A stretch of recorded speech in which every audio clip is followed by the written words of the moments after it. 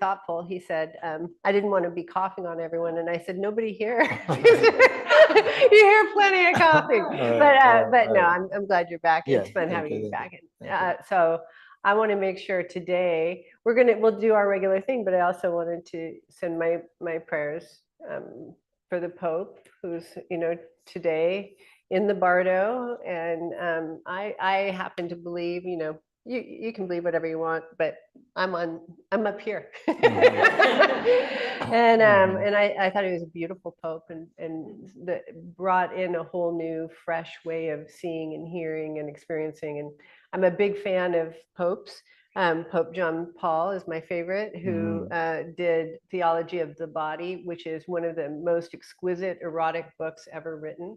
Really profound, the openings. And so, inside of very tight containers often is a deep beauty hidden in the depths. And I think that's true of Catholicism. I think people have their stuff with it, whatever, you can do that. I always look for the beauty in anything. And so I want to say thank you to the Pope for what you brought. And I want to send greatest prayers to the Vatican for the next Pope, and may the next one that enters be of massive benefit on an order we've never imagined. That's my prayer on this day. Absolutely. Okay. Absolutely. So now we're going to talk about sex. No, just joking. We're going to talk about it's dealer's choice, I said to Omari. And then I said we just riff anyway. So yeah. But we did have some mini discussions, over lunch and thing. And we did the last time we were talking about flight and people's feet never touching the ground. Right.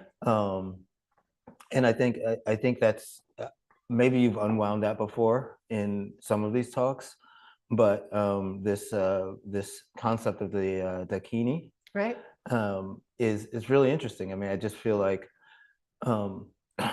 if your feet never touch the ground, sometimes that can be because you're flying, or it could be because you're dissociating, or you're or disabled in some kind of way. Right.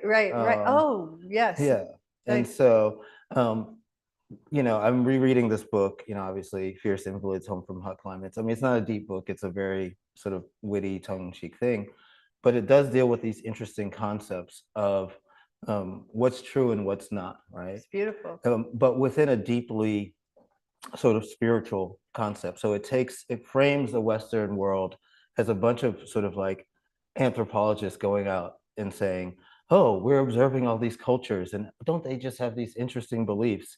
And this is so primitive and Right. And they don't think that those beliefs apply to them at all, or that those worlds can affect them. Right. And I think that's kind of where we are, in a Western society, when we're confronting ideas, ancient ideas, deeper ideas, new ideas, is that we want to go in and be objective observers. Right? At least I do. You don't want you want to be the person that documents the shamanic practice, but not the one who somehow is transformed by it. That's brilliant. Go ahead.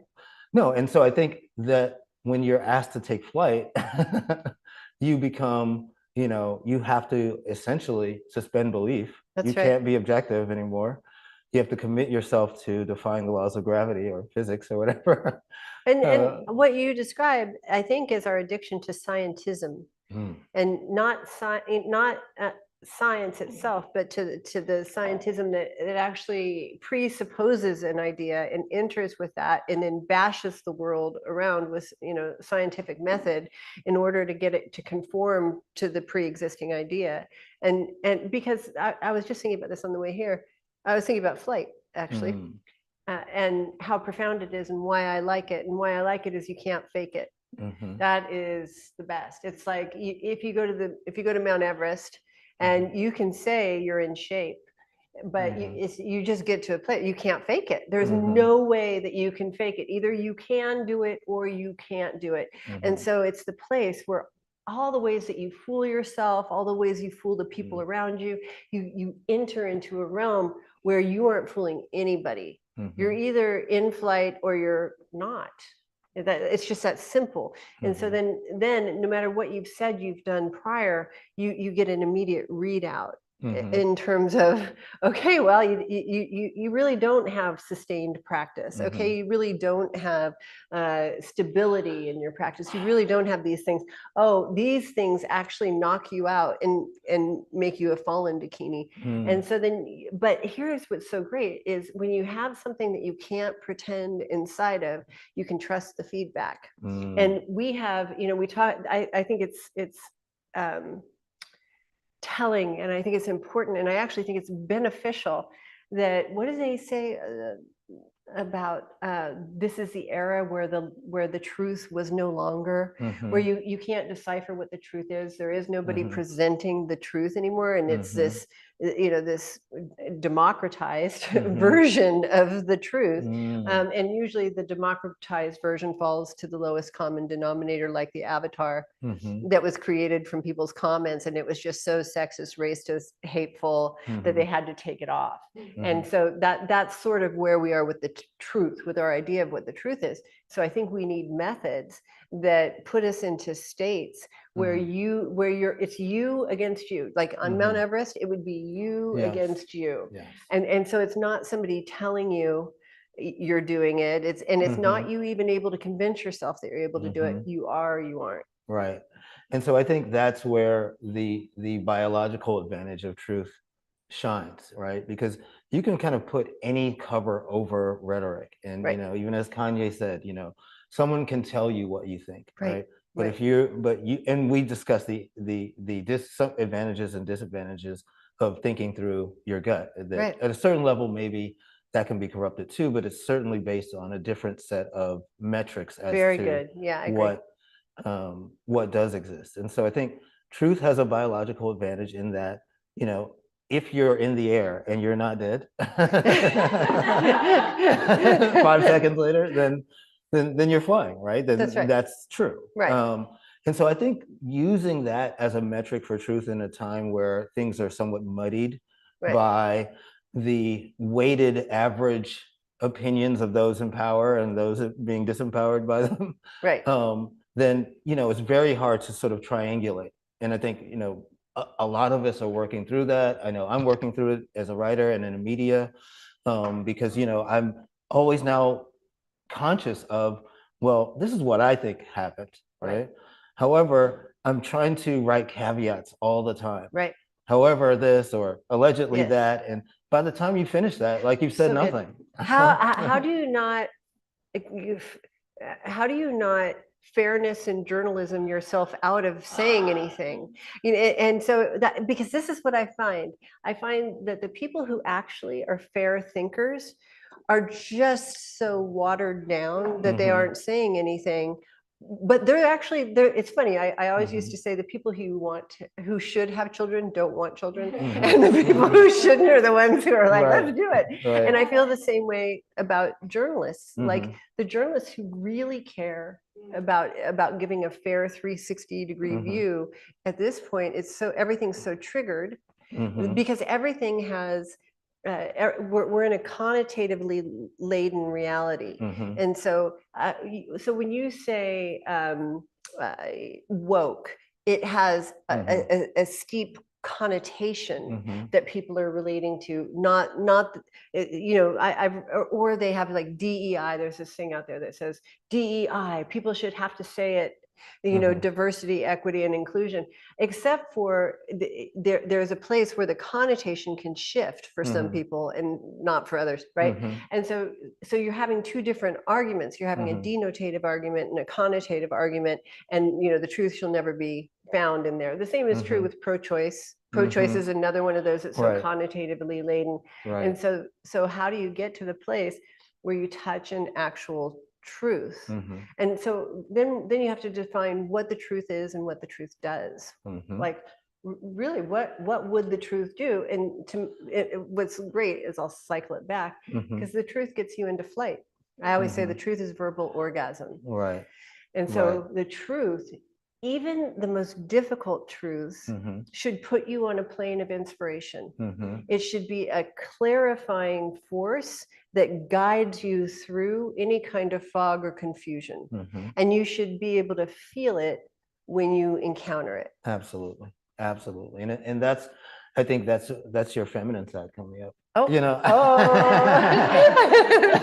because certainly that hasn't been the approach to truth that most of us in the Western world employ, right? Right. It's not something that you're said. I mean, so for example, you know, if you're Descartes or someone, you say, okay, I think, therefore I am. So you're just defining yourself in a very self-referential one versus one environment. Yeah. And others could say, I think someone here said it, it might have been Matt, like he said, I am because you are, right? It was like Ubuntu or something like that. And I forgot the context of the conversation, but it was really related in relating, right? Because if Yes. I can feel and see you, if we're connected, then that connects, that defines what I am, because I I am and connected. thou. Yeah. Right, Buber. Yeah. And so I want to branch that off maybe into like how we use truth in a, so how can a consort relationship be used to induce truth in that way, in the felt way? That is such a, I love that, induce truth. That is such a beautiful way of saying it. And that's, to my mind, that's the nature of a consort relationship, is it's dharmically based. It's based in outside of all of the fanfare that we put on top of relationship that actually disguises relationship. And so it's all of the ideas that we trade in conceptual. So an everyday relationship is usually conceptual. I want you, I need you, I have to have you, I'll die without you. All of those are lies. The I and the you are lies. And did everyone get that one? And whatever you put in between is a lie as well. Right. And I also want to suggest that everything when you look at reality, what you're looking at is nothing has intrinsic reality. We know this, everything is a swirling mass of atoms. So if it has no intrinsic reality and everything is exchanging with everything else at all times, then you want to look at the idea that everything is actually what you just described, the relationship. The relationship. And so it's not this cup and it's not me, it's that matters. This has no intrinsic reality. This has no intrinsic reality. It's the relationship. So if you're putting, I want you, I need you, I'll die without you, I have to have you, then the relationship that you're putting is grasping. And so what you're putting in between two things is what blocks the connection rather than what opens it. That's the place where I say that's hate, not love. Right. A consort relationship is based in love. And so the idea is, this is here for you, for this, no matter what. That is its purpose. And then the aim of the relationship is to find liberation through connection. This one is to find confinement through connection. This one is to find liberation through connection. And again, this is where I like the proof is in the pudding, because the proof is, can you fly? Right. Can this relationship fly with these conditions? And one of the hardest things for people to get around Eros, period, but really around relationship with Eros, is because everyone's so scarce, they think something's being taken away from them, or that they'll lose something, right? Because you're in a need-based reality over here. And it's not that anything's bad. It's, can you fly without additional weight? Can you fly being tethered to that platform? And can you fly, it's hard enough to fly yourself if you're tethered to a platform. But if both of you are tethered to a certain platform, you're not going to ever get flight. So then when you don't get flight, what do you get? You get, somebody just asked me this question on Instagram. You get samsara. What is samsara? It is an endless repeat of the same activity, and that you desperately believe you need. And so, okay, well, but then we call that in safety, security, comfort, and familiarity. Right. And then I need those. Well, you need those only because the condition itself is inducing the need. Understood. Yeah. And I think that is where I think the difficulty in sort of dealing with the concept of flight arises, in that um, you know, actual flight, you know, of an airplane or even a bird is actually a constant state of falling, right? Yes, So they're always falling, but kind of always beautiful. recorrect, you know, reconnecting or you know, reorienting, but you're always kind of like falling. And the trick to like not crashing into the ground is to constantly be renegotiating That's right. your relationship Right. with the environment around Micro you, movements, micro adjustments. micro adjustments. So Right. if the truth is that what someone is describing as that process is flight, but what's actually going on is falling combined with adjusting, Right. then you're constantly reorienting. And I think that's another way of looking at truth, that even if something is valid at That's one right. time and for one specific reason, it becomes invalid the minute you start to cling and become dogmatic about it. That's So so you good. can turn something that's biologically adaptable for one, for maybe even an instant, Right. into an utter failure That's right. by clinging so hard to it. That's it exactly. And I think there is no way to take something that is true, because truth is alive, and and make it untrue, Hmm. other than clinging, because that Hmm. kills it. Hmm. And then it's so funny because and this is our, I think, our collective fear of arousal, Hmm. and that we aren't born understanding this is your salvation, not Hmm. not your demise if you have arousal.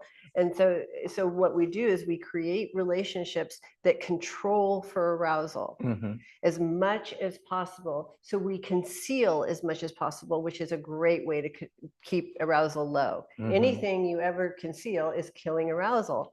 So Mm. you conceal your desires, you conceal your frustrations, you can whatever it is, and then you're operating down here. And then what happens when you're operating, it's all a catch 22, because what Hmm. happens when you're operating down here is that now you fear arousal all that much more. Hmm. And so it becomes the enemy to maintaining the control, because if you lose control, all of these things that you're keeping Hmm. concealed will possibly be revealed. Hmm. And so you fear the very thing that would make your connection with the person you say you love come alive. And you grip all the harder, you double down. Hmm. It's interesting because, I mean, just associating the word, you know, arousal with arise. So you can like either wake up in the morning or arise, right? Right, And you could possibly do both, but they're right. not the same thing. They are not. So how is being woke different from being aroused? How is being woke, Because those are both things that you can do coming out of sleep, right? You can wake up right? and you can get up, essentially. Right. Um, but it seems like the one involves more of a deliberate, more one is more stimulated, whereas woke sounds like almost like, okay, I'm aware and slightly vigilant about what's going to happen, right?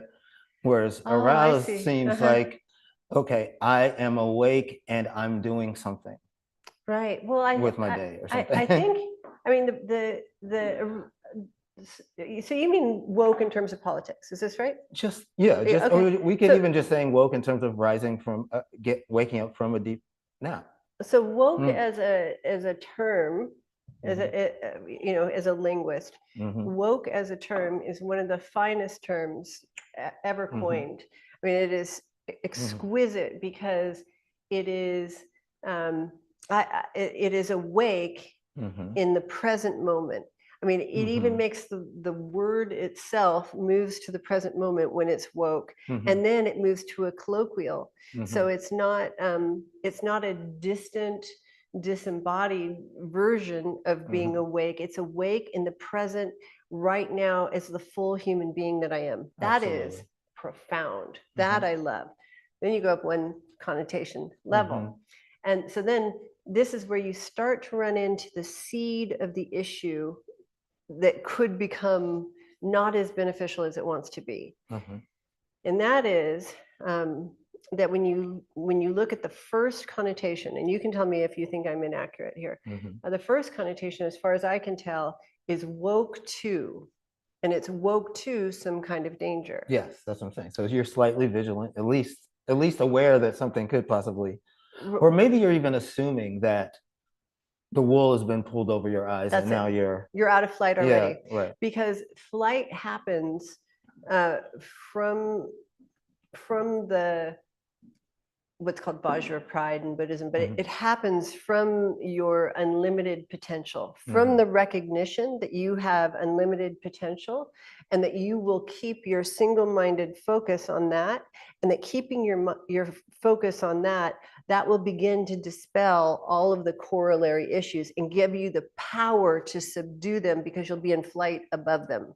It's you anytime you focus on a problem, then you become you are what you put your attention on, right?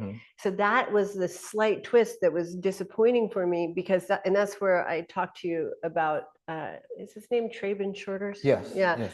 And his view of focusing on the aspiration and the inspiration, and that people grow into that. You grow into the size of the pot that you're given. Wow. Wow. And I just want to just like drill in a little bit more, because I feel like, and you've sort of like woven this into, I think, own practice, into philosophy, into, a lot of sort of how. Wait, can I just say one more thing? Because then I want to go back, because what I want to say is, because then the reason it was disappointing for me is that what woke wants to focus on is what I want to focus on. What woke wants to focus on is what I want to focus on, from the position of present time awake consciousness, both personal and collective. I see.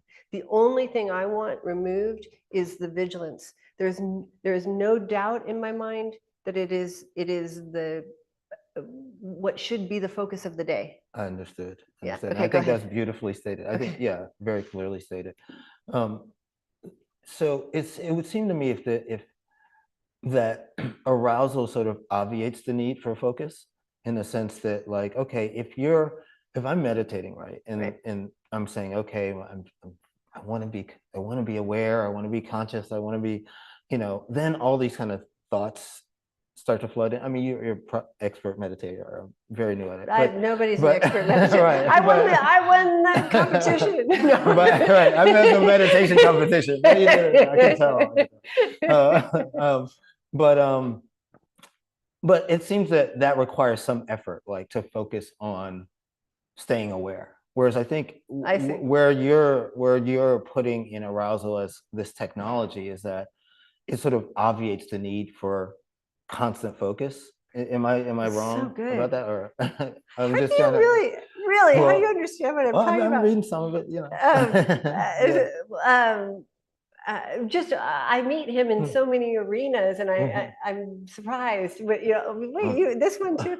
So yes, so what arousal does is it activates hyperfocus. Hyperfocus is an overdrive on focus itself, and it's a focus from a deeper state of being than the conceptual mind. So you aren't having to work to manage your own mind. The deeper sense is what's doing that, and that's what you're beginning to activate. That's what you're beginning to cultivate. That's what you're beginning to work with, and that's what'll take you into flight. Gotcha. Another just question: what exactly is a conduit in a concert relationship conducting? It is conducting the transference of electricity from a higher voltage into a lower voltage. Okay, got it. And potentially, when it gets quite good, a certain kind of transceiving between the two.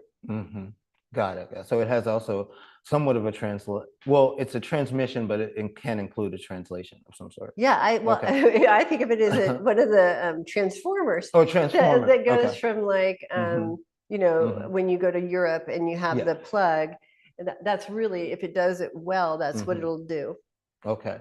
And then how does arousal play a role in that transmission/transformation? It's the electricity. Okay. So arousal is arousal the signal, or is it carrying the signal? Or is it the strength? Is it amplifying it? Is it making it more pure? Is it, I'm just kind of like just continuing the how analogy. I look at it is something like there's the electricity, Mhm. but you don't know electricity as electricity itself, right? You Mhm. know it because it comes through a bulb. You know Mhm. it maybe because it comes through a heater. You know it maybe because it comes through an oven. You know it in these various expressions, but you don't know it directly. Right. So arousal will reveal itself differently according to the need of the times, but it's the electricity that's lighting it up. So if whatever it is lit up, Mhm. there's arousal. And so we talked Mhm. yesterday or the day before, grief can be a state of arousal Absolutely. if the electricity is going through it, if you aren't just on lockdown and gripping in your Mhm. grief, if you're actually feeling, I don't know Mhm. if you've been through extreme grief. Um, Joan Didion writes about it beautifully when she says there were depth charges that were going off Mhm. in unimaginable ways that would shake and rock her world. Well, that's a state of arousal, very Mhm. similar to climax, right? Mhm. And so that's what you're looking for, is that place where the lights are on inside of it rather than off inside of it. That's the difference between a regular relationship and a consort relationship. Everything we're looking for is just the lights on version. Mhm. It's interesting because I guess that begs another clarification that I guess automatically in this context, at least I was assuming that arousal meant sexual arousal. But yes, grief can be arousal, laughter can be Right. arousal.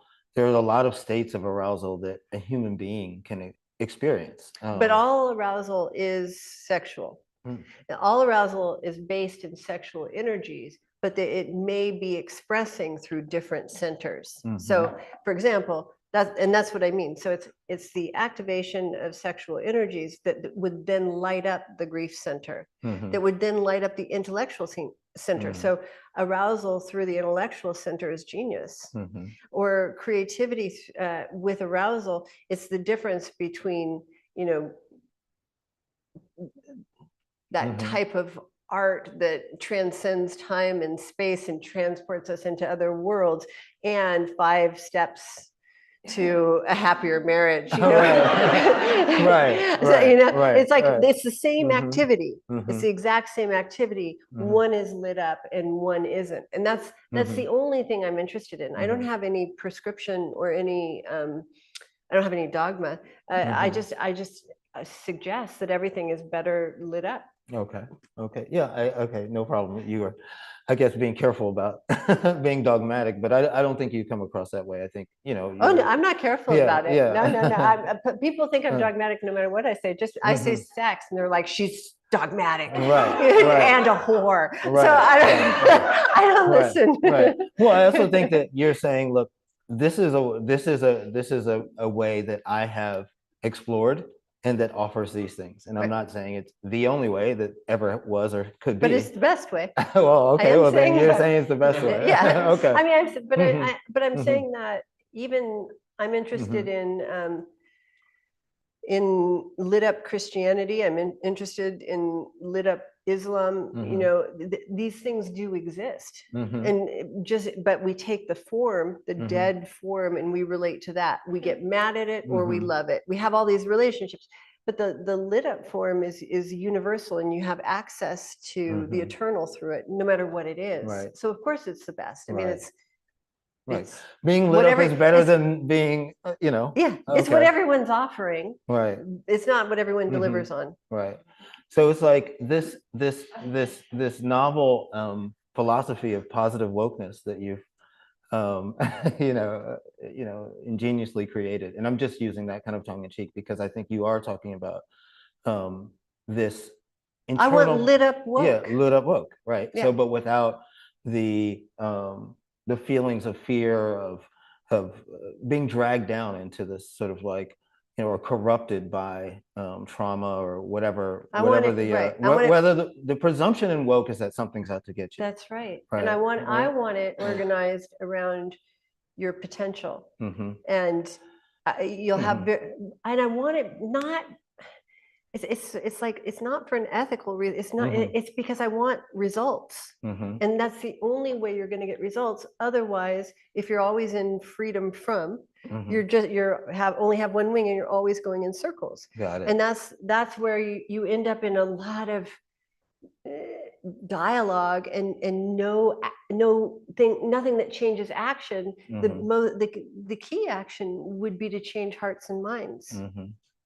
Wow. Wow. Now, my next question is somewhat unrelated, but also conceptual, given that we're having this type of discussion. Do you think, like, as a thought exercise, let's just take Aubrey, that she could create two people in her, two AIs, right? And that maybe she could be a conduit between them both, or maybe she could be one, and then she could create an AI conduit between the other one. Am I being too mechanistic in how that might I think occur? you might. I mean, Okay. because Okay. my basic feeling Yeah. is anything is possible, and then my second feeling is we can't even get conduit in the human body. Okay. Like I would say, I would say, if you're talking about Aubrey, I would say start as a 1 or a 2, and then start training a conduit, and then get the mechanics in your system, and then you can apply them to every aspect of your life, including AI. I see. But I am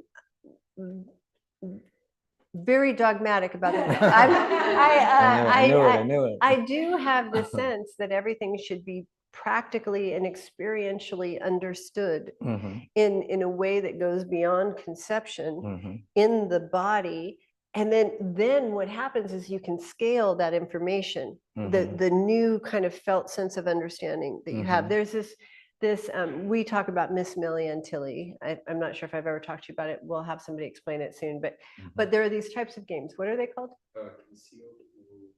Concealed rules games. They're games where no one knows the rules except for the person who's starting the game. So an example is you have a deck of cards, and somebody's turning over cards, and you have to guess what the pattern is, and they have in their mind what the pattern is. So it may just be something like every third card is red, right? But you have no idea what it is, or it's alternating red and I just did that one. Aces and spades, huh? Whatever it is, you get the idea. Spades and clubs, or cards and numbers, and this person knows it, and then all of these people are trying to guess it. That is how I believe the nature of learning goes. It's like there's something that we'll just say, some force gets, and it's playing a game, and it's giving, it's just, and it can't give you clues. Right. And so you're having to just see the patterns, but then all of a sudden the pattern emerges, and once you see that pattern, your entire sense of perception changes, and suddenly you are seeing things. You can recognize the people who have seen that pattern, because only people who have seen that pattern can understand that way. It's like everyone gets the joke on this side or over here, and everyone doesn't get it here. So if you want to increase your pattern perception, the best way to do it is to focus on the potential. Right. Because anytime there's a problem in there, it blocks your vision of the pattern. Yeah, that's interesting, because learning does come down often to recognizing what pattern, and especially experiential learning. So something that's true, either the door is locked or it's unlocked, right? So, if you've opened the door, but then by definition, you've figured out the pattern. So that's one way of determining truth. But also, I think just on a level of metacognition, even thinking that there must be a pattern, I think you're presuming that there's a pattern, probably wisely in most cases. So that gets you in the process of saying, well, if I can figure out a pattern, or if something is true, then it will respond to these sets of this set of analysis. That's right. And it doesn't matter who's doing it. So if something's true, it's generalizable, I guess, to a certain extent. That's right. And patterns get you to the patternless place. Okay. So it starts with being at the mercy of the patterns. That's your own personal conditioning. And when you're in that, you're just following the laser that your conditioning is sending you on. Then there comes a place where you realize there are patterns, that you just realize that there are patterns, and you realize I don't get them, but there are patterns. Then there comes a place where all of a sudden you get one of the patterns. You have one of those moments.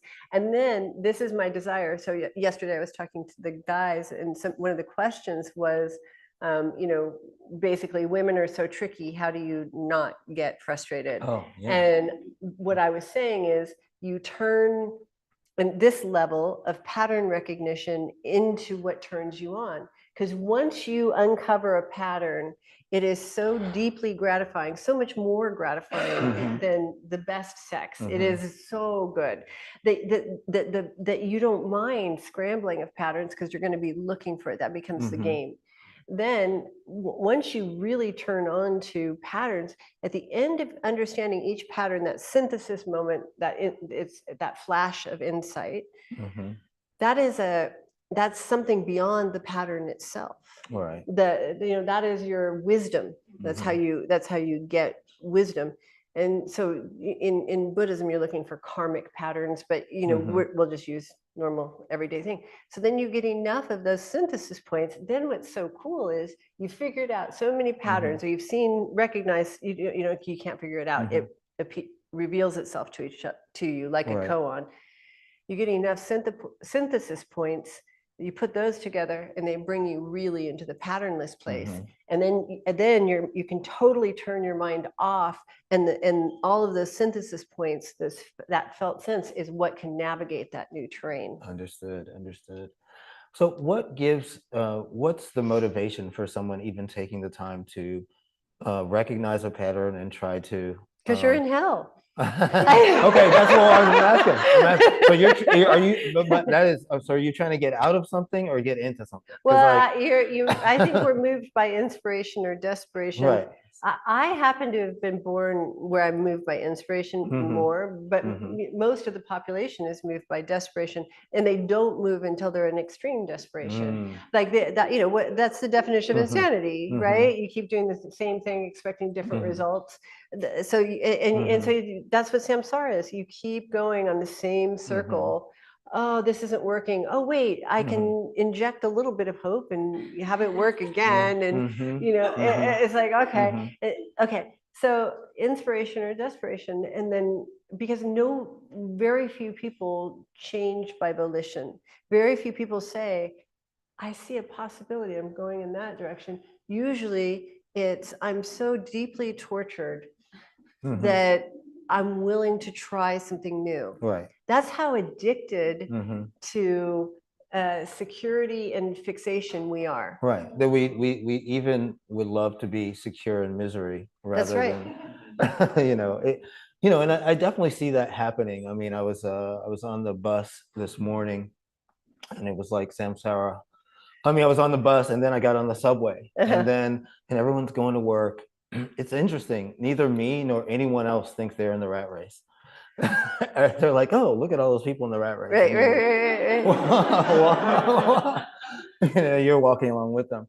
But I could just feel the angst rising. And then the subway shut down. Right. And like everyone had to get off, and I guess people were going to be late to work, and everyone's scrambling, and I could just hear the tension, the rise. And it was interesting because I'm like, this whole place looks utterly dead about 90 seconds ago.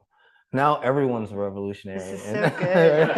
This is so good. Right? That's so good. And so why couldn't we have applied that level of energy, all along to maybe improving the subway system long term, or getting other sorts of arrangements about how we're going to organize our manufacturing and work life, and that type of thing. Beautiful, Hart, that was your question. Yeah. Well, I think that's because when if you in Orthodox Judaism, they say in this world, but not of it. And when you're in samsara and of it, then that's where you're investing your energy. And so the energy moves laterally, not vertically. Mhm. And so you can never gain. Mhm. So you can never gain perspective. You can never gain flight. And Mhm. so you're so part of the system that you don't have the capacity to Mhm. interject any kind of change. Mhm. And so as I said, you're just on the leash. And you're Mhm. just being moved by the basic things of the time. And that's, that's how we get in a rut. But that's Mhm. why it's so hard for so many people to break out of that pattern until Mhm. there's so much torture that you're willing or ready to leave it. Mhm. So woke has a connotation of um, aware but afraid, Hmm. and aroused has a connotation of aware and desiring That's of right. something, Right. right?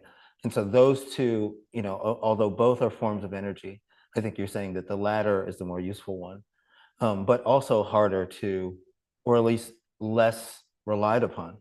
I mean, all the psychologists have said this, everyone from Hmm. Maslow to everyone, it's like people are more afraid of what they're afraid of than they are desirous of what You have to they want. hear Yeah. 5 positive things for every negative thing that you hear in the Velcro of the brain, Mhm. unless you do Om Mhm. and you rewire the brain towards positivity. Right. But yeah, that's very true.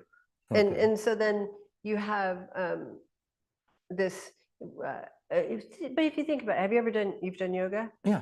and you've done a balancing pose, Yeah. and Try it so anyway. you know the kind of resolute mind that you have to go. It's against all odds that you can Mhm. do this thing, Absolutely. but you Absolutely. have to keep saying again and again Mhm. and again, and I can do this thing. Mhm. And then your mind, it's your mind that locks. Mhm. For my first Right. balancing pose, it was my mind that locked. I'm going to do this. Mhm. That mind could penetrate the space, and then suddenly my body could move in accord with the mind. That's Mhm. how it works. So if you have a mind that is in any way organized around some level of inferiority, danger, difficulty, that mind can't hit the resolute state, which is a flight state, by the way, Mhm. the resolute state, in order to lock on, in order, and I would say, to do the balancing pose that you have to do to make change in the world. Mhm. So then everything is just affirming that you can't do it. And that Mhm. more importantly, more difficult issue is that it can't be done. Mm. Right. Right. So then you run into the issue of somebody doing it and that person getting sabotaged Uh-huh. because all of the people who convinced themselves that it couldn't be done, Right. now you're a Right. threat to that Right. group. Yeah, it's interesting because, just having sort of to balance the external communication of this idea, both in the media and in legal contexts, as well as what I see as the internal processing of the same information. You would think it's just two different, it can't be the same people, right? It just can't be. Um, Here's this thing that's being characterized as to some being demeaning or some being challenging or abusive, and other people going and saying, I'm relishing this opportunity to learn about myself, learn about others, live in community, you know even if the elbows are sharp at times, that's part of the That's a nice that's way of part of putting it. the Yeah. experience, Yes. right? Yes. And so it's interesting how we can reframe how things can be framed externally and then experienced in a whole different way, That's from yeah. within the system itself. And I'm wondering, is there an opportunity to sort of like modulate those? Can we do that? Is that a job for us, or do we just have the responsibility for our own experience? Well, this is what I think you can only do it in flight, and then you can only describe to others how to do it from flight. And so, I mean, I had this experience. So I grew up, my best friend was Jewish. And so we had holidays together. And then at 12, I moved, I stopped seeing him and had a life. And then I started studying Kabbalah. And I was invited into an Orthodox synagogue and to have Passover. And I had forgotten because and like all of these ideas about Judaism had built up on top of my experience. They Mhm. weren't necessarily really good or really bad, but they were just like ideas. Mhm. That this is what Jewish people do. This is what Mhm. Jewish people don't do. I didn't even, they were invisible. Mhm. And I walked into that room and it was like walking into the center of Judaism. Mhm. I wasn't, but that was the experience that I had. And all of a sudden I was in contact with the experience. Those ideas dispelled Mhm. immediately. All ideas dissolve upon impact of the true experience. Again, they weren't bad or good. They were just ideas. They were concepts. And then I was inside the experience. And there's no way to change a human being other than give them the experience. Mhm. I think this is what we have to train people to do, that you can only do from flight, because you can only do when you suspend judgment. Mhm. This is the fundamental training that we need to have people do, so that we can, like we talk Mhm. about Van Jones, who crosses the line and goes, into enemy lines of Trump, or Mhm. Bill Maher, by the Mhm. way, who, I don't know if you've Mhm. seen him, but he did an exquisite job Mhm. of going to the White House and talking to Trump and coming back with a level of humility, but not buy-in. See, Mhm. that's what I mean by the tightrope that you have to walk. It's Mhm. not like he turned MAGA or Mhm. MAGA overnight, Mhm. but it's not like he maintained his stance of againstness. He Mhm. he walked as an individual, and that's what we're hoping for. What I'm hoping Mhm. for is that people can have the experience that has us walk as individuals Mhm. inside, rather than on a side that defines Mhm. you with an identity. That can only happen if you're in the experience of different people's realities. Right, right. And one of those experiences will be that, or maybe that people are going to judge you, and you may have a certain, Oh yeah, the that may affect you in certain ways. Like even if we're focused on desire, it still hurts to be hit, right? You well, know. yeah. I mean, that becomes part of the arousal state. But Wow, it's kinky. it's super. Like, I'm as kink as it gets, I'm but kidding. it's Uh-huh. and fetishy. Yeah, Omar. uh-huh. Hey, Listen, no, no, no. I mean, like, that was just a fetish moment right Yeah, there. It was just so taboo. yeah, yeah, See, yeah, so yeah, okay, yeah. so you see what we just did? Hmm. Did you feel the arousal there? Yeah, absolutely. The world is against that. I see. That I and see. so that if you want to look at the fundamental for or against in the world, Hmm. how it's divided into arousal and non-arousal. Right. And the problem here is that there are righteous people on the side of non-arousal, Hmm. who I want, if it were up to me, to get over to the side of arousal, to have their really exquisite, especially, I'm sorry, I love everyone, but the healing community Hmm. has been trained, just turn the lights out Hmm. and you're fine. Turn the lights out, light some sage. That isn't Hmm. gonna, that isn't Hmm. it. You deserve so much more than that. You Hmm. deserve the total realization of all of your potential, with every single cell in your body enlivened, Hmm. from a state. You deserve to not be medicalized. You deserve to not be pathologized. That's what it'll look like when we get it into arousal. So, but the Yeah. most controversial thing you can be under the surface, right, Hmm. is aroused. Right. Right. So it's interesting because I feel like I just figured out why I don't like spoken word, and I think we had that debate, is because it is woke, meaning that it starts from a presumption, Yeah, most of the of attack. And so to me it corrupts the poetry in right, ways right, that even gangster rap doesn't, right. because it's purely about arousal in a gangster rap That's what situation, I'm right? talking. So like And whether they're yes, using it for good or bad, like they're definitely approaching the situation with with the well, and that people used Mhm, to. Now mhm. you see, now you're learning my pattern recognition. Because people often wonder what I'm curating for. How Mhm, is it that I, a 57-year-old Sicilian white woman, love mhm. gangster rap? Right. That's what I love, is the arousal inside of it. Mhm, Wherever there's arousal, I will go. mhm. And that leads to a second question, is that like it seems that arousal can also tip over into aggression, at least speaking as a guy. Oh yeah. And so I'm wondering if there's a need to modulate even arousal. Well, you can't modulate arousal, but Mhm, that's why it's adult play. mhm. And I see. I see. because you aren't walking a fake tightrope, you're Mhm, walking a real tightrope. mhm, And on this side, if you fall on this side, you fall into aggression. If you fall on this side, you fall into grasping. And if you just plain fall, you're falling in delusion or ignorance. And so that's what you're trying to maintain the tension between aggression and grasping. Wow. Wow. Okay. So these are a bunch of the. Oh, sorry. Let me just Yeah, say one no, more no, thing. And absolutely, so then absolutely. in Vajrayana or in Eros, the stick that you use for tightrope walking, that's what's on either side. And that's why I love it so much, because everything else tells you to just throw it away because you aren't going to have to get on a tightrope at any time. But that tightrope, flow. So life or death experiences are where you wake up, hyper focus, where you wake up that extra sensory perception. And so you're looking for that element of danger and risk. You're looking for the fact that, oh my gosh, I just got this piece of information and I could grasp right now. What do I do? Right. I remember my instruction to relax. And you're like holding your stick like that. Right. So you can kind of get rocked a little bit, That's it. but that's part of the. I mean, there were two beautiful twins who lived in my building a couple of years ago, and they both were dancers at Cirque du Soleil. Oh. And they would do their little practice by the pool. I mean, not that I was watching or anything.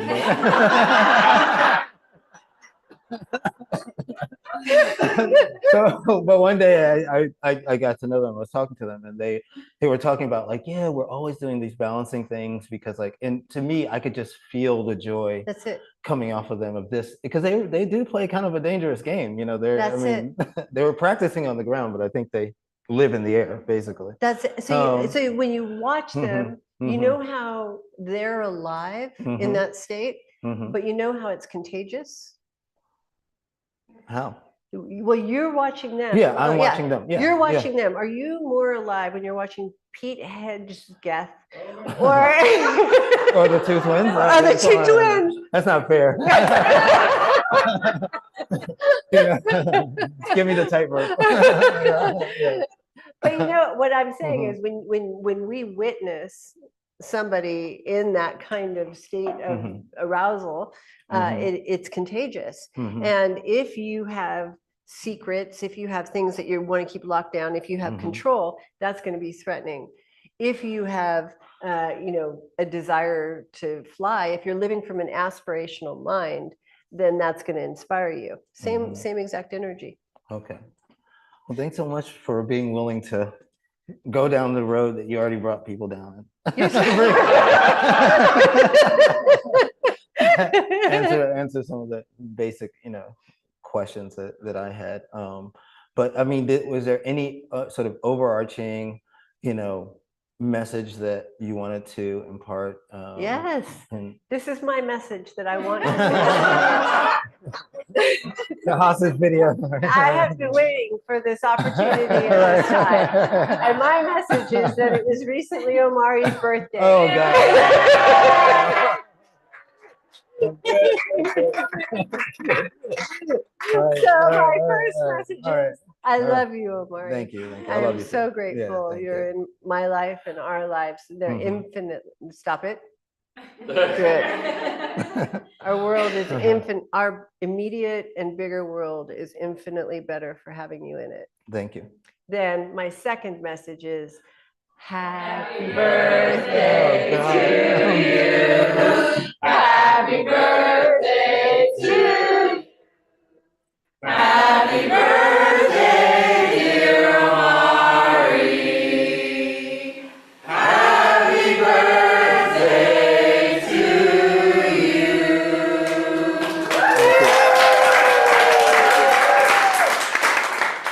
you. So for today's,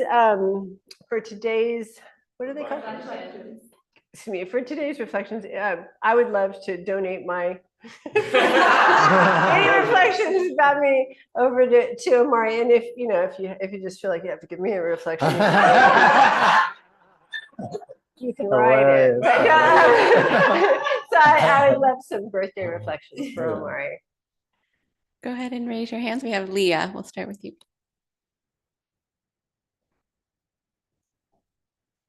unmute.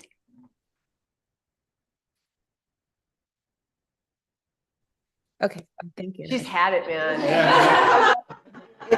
Well, for Omari, I'll unmute. I loved how you described that person who isn't just like an observer, but lets themselves be transformed. And to me, that is who you are. Like you entered a world with the language of eros, arousal, consort in flight, and I can feel, I feel like you've let it into yourself and you've let yourself be transformed so that you can bridge this beautiful worlds that you have to it. And then the connections that you make from inside of it are so congruent and beautiful. And I just want to thank you for like hanging out with us. And Oh, it's fun. It's fun. It's good to see you too. Where are you these days? I'm on the land right now, but I'm Oh. Petaluma lands. Yeah. Thank you. Happy birthday. Russell. Hi, Amari. The quest for clarity that you have that's sort of like tremulous, it just Great. resonates well. And Mhm. I just it's like to ask the questions that like could totally embarrass you or Right. like am I like in left field or am I gonna catch this fly? You know, Right. it's just really I love the permission that it gives me. Well, thank you. Mm. Lindsay.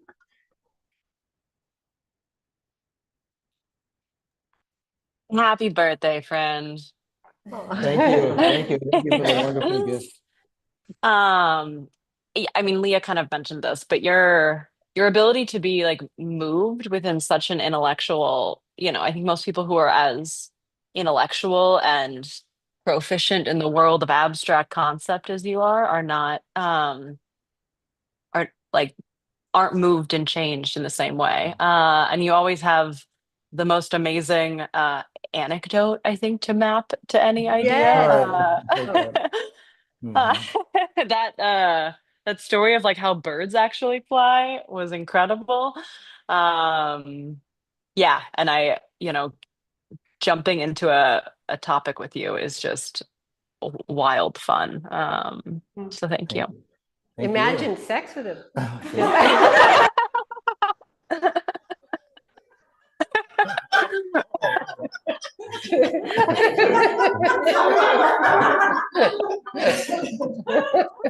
She's not one.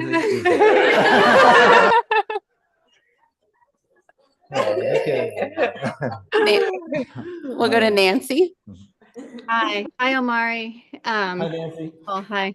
I love the way you think and how you transmit your understanding.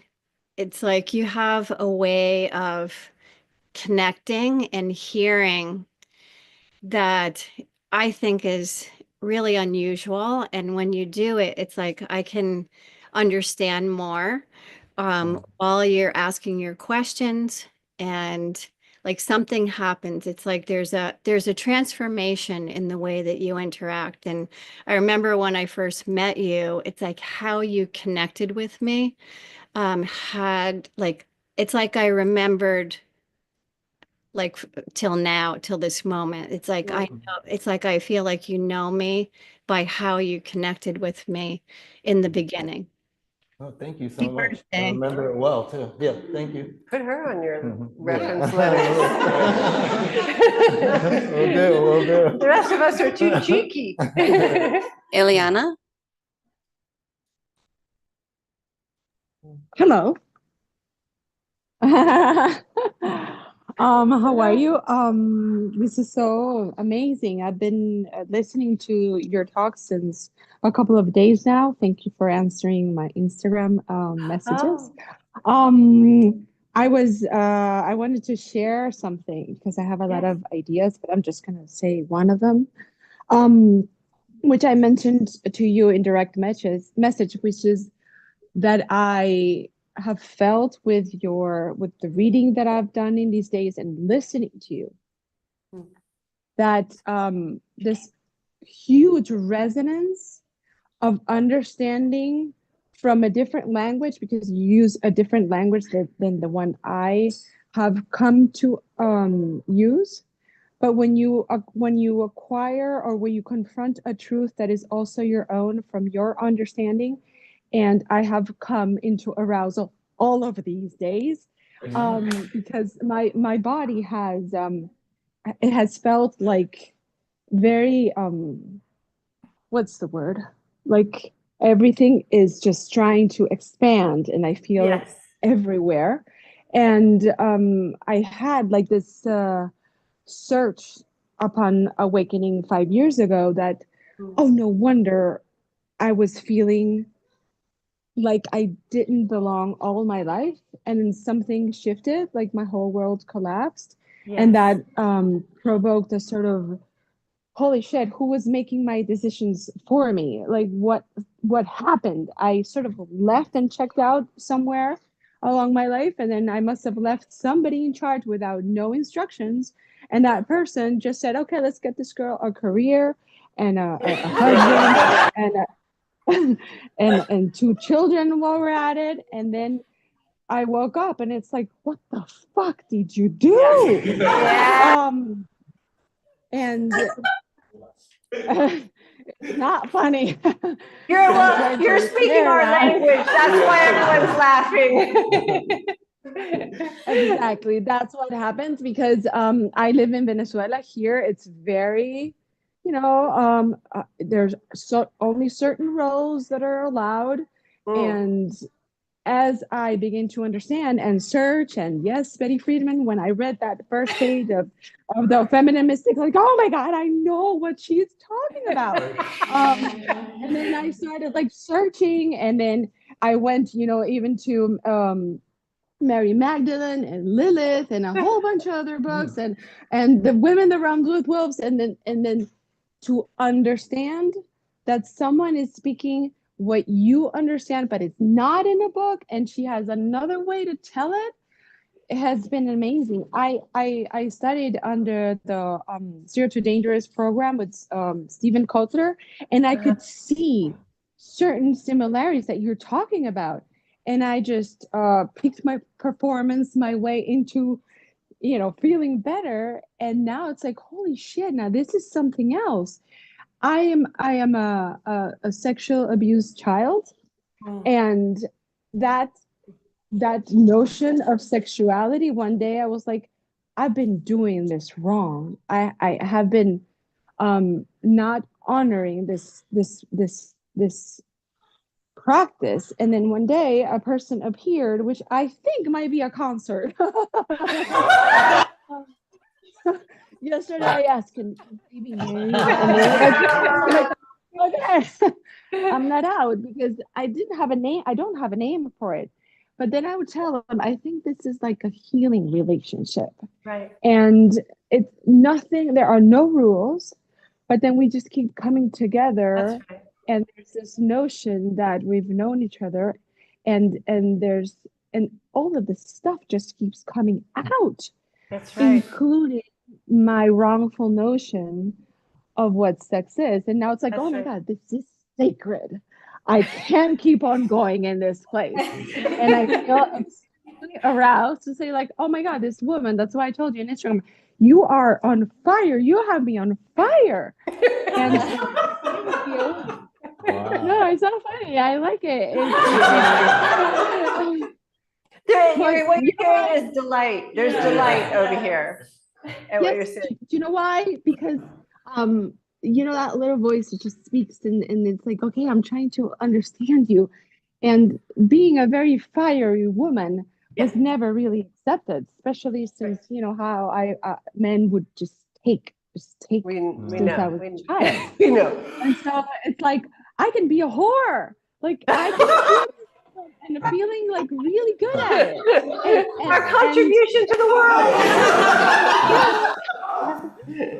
Yes, I there's this passage that I read in your I'm sorry if I'm taking too long.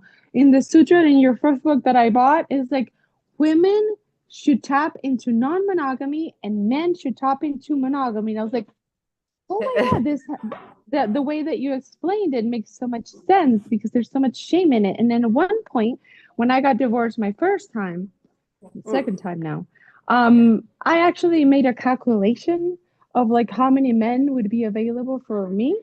And it was Okay. like, oh my God, there's three women for every man, according to certain statistics that I calculated.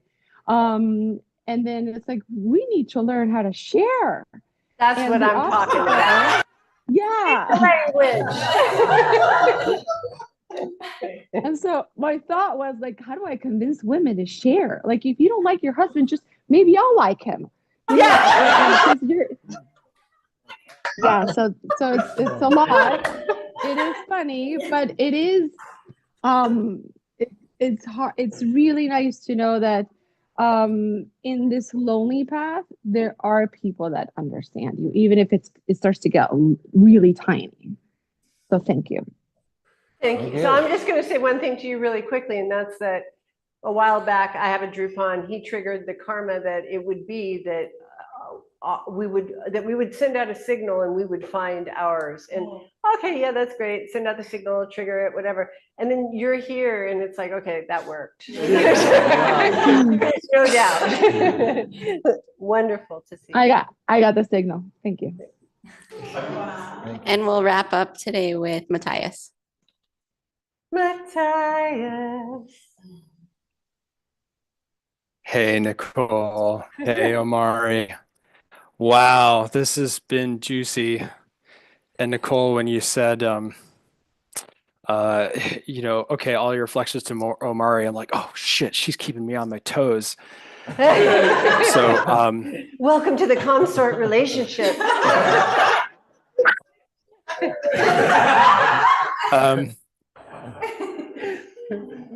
So, Omari, here is your reflection. Yes. You find yourself swirling in a sea of patterns and perceptions, but you see through the illusion and presume your potential of flight. Thank you. Okay. You'll take it. We'll take it. And yeah, well, I've got one for today, but I guess you'd have to wait, Nicole. Oh, you're ridiculous. Okay, you close this out. Close this out. Okay. Are you tired of following the red laser dot of samsara shown by tricky dakinis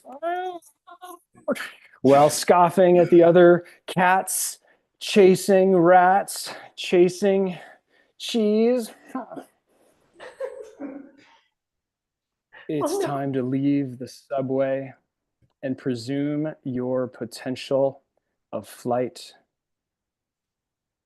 Penetrate your pattern perception by arousing yourself on the possibility of your desire and rise to a patternless place. That's right. He is risen. That's just my favorite expression.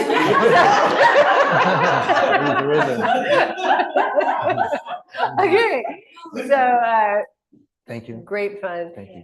Today is Monday. Tomorrow is Tuesday. I am here. No, today is what day? Monday. It's Tuesday, but you will not be here, but you will be here. I will not be here tomorrow. And then they will tell me why after. And I will feel in control of my life. But I'll be here on Wednesday, 1 p.m. EST. And then for those who are, for the app, I don't know what you call it. Anyway, we'll see you later. Okay.